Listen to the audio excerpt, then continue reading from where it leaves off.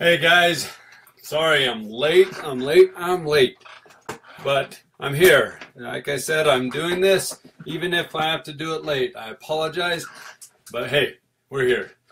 I wanted to talk about something that is so important that I realized just recently, and that's the concept of fail fast, fail often, and fail forward.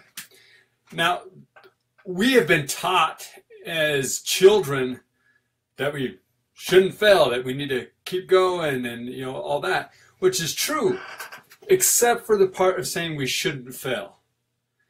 When kids plays a sport, oh, you lost. No, you learned how you didn't win. You learn that what you're currently doing might not work. You learn that there's improvement that needs to be made.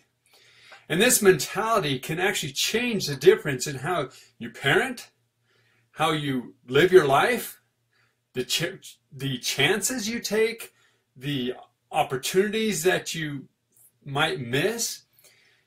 If you don't try, if you don't give it your all, you're never going to know if it's going to work out or not. One of my favorite shows is a Shark Tank. And I love the entrepreneurs that come in there and they say, you know what?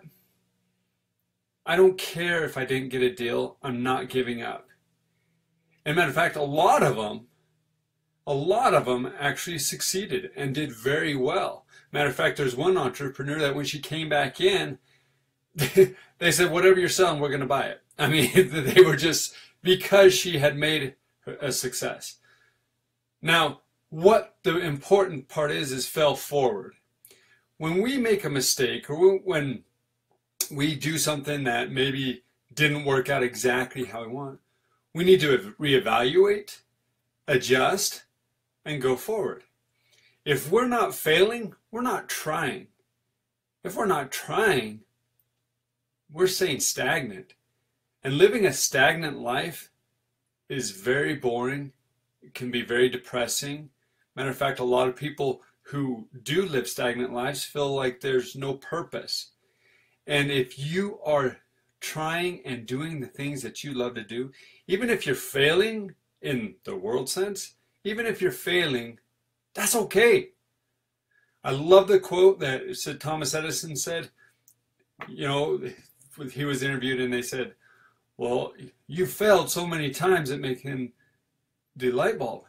He says, no, I've learned 10,000 whatever ways not to make it. That attitude can change your life. And I've seen it that I was doing this with my children, which I'm trying to be better because it does become part of how we were parented becomes how we parent. And even though I think my parents were fantastic, they didn't have this knowledge back then. And so it's my responsibility to grow and to be better than them. And it's my children's responsibility to be better than me. And I want them to be. I encourage them to be. I encourage them to take chances. I want them to experience different, businesses and stuff like that so that they can decide really what they want to do in life and not to be afraid to try. And I really have to catch myself when I see my son climbing on things. There's that balance. You got, okay, do I let him and then he falls and then he learns that wasn't okay, or that wasn't what he should have done, or where's the risk at? The important is to assess the risk. If the risk is too high, obviously if my son could get seriously hurt, then I shouldn't allow him to do that. But if the risk is not too high, say he's only 4 or 5 feet off the ground, yeah, he might, hurt his arm, maybe even break it. It's not life-threatening. And then he will learn and grow from that experience. And then he will probably figure out a better way of climbing, and who knows what he'll do. But if I stop him every time, he's going to be afraid. He's going to think, oh, I shouldn't do that. Oh, I shouldn't do that. Or the exact opposite is he could go in rebellion and just say, well, forget you. I always want to do this. I'm compelled to do this. And I think that sorry, my mind just went, the movie Little Mermaid. No, you can't do that. No, you can't do that. No, you can't do it. But she was compelled. She was compelled. I'm talking about the Little Mermaid 2, where the daughter constantly felt this desire to go out into the ocean. And no, you can't do it. No, you can't. What she ended up doing was defying her parents, going out into the ocean, getting into trouble. And fortunately, she was rescued, but they waited too long. They kept just saying, no, no, no, no, no, instead of helping her understand or to give her, some criteria and saying, okay, if you want to go into the ocean, you go this far. And these are the reasons why. If you want to go, that's what we've got to do.